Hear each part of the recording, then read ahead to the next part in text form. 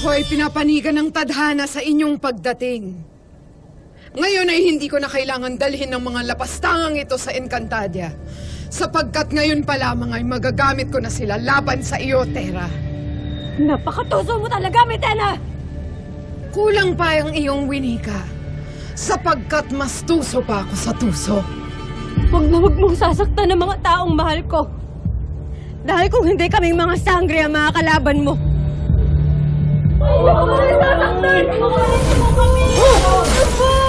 Huwag, Mitena! Napakasama mo talaga. Wala silang kasalanan sa'yo! Nais mong mailigtas ang mga lapastangang ito? Bibigyan kita ng pagkakataon. Ngunit may kapalit. Ang inyong mga brilyante! Shenda! Hindi namin ibibigay sa iyo ang iyong nais. At hindi namin isusuko ang aming mga brilyante, lalong-lalo na sa'yo.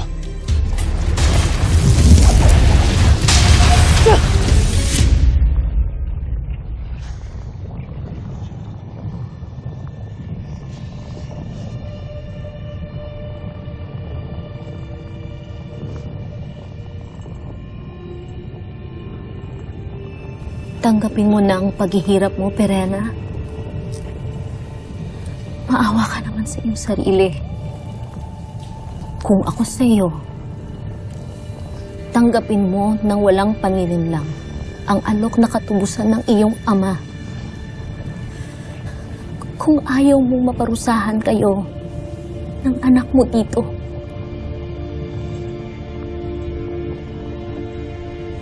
Hindi kayo magtatagumpay.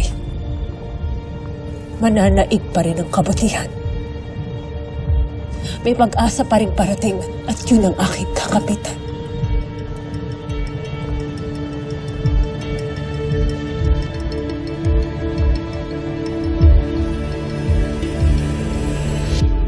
Hindi ko na kayo kailangan.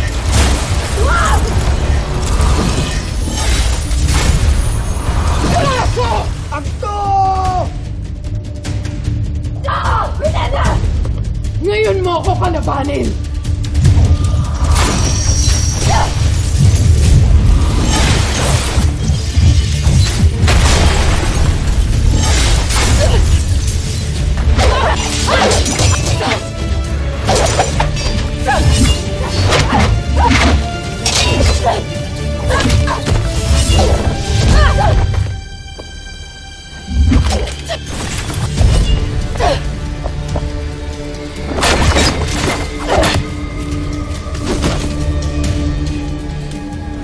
What's that, Ada? Bakit? Hindi ba't itong pinili mong kapalaran?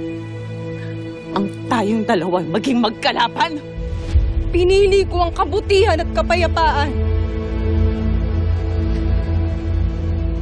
Ngunit ikaw pa rin ang aking anak. Kaya't mayroon akong katanungan. Tunay ba?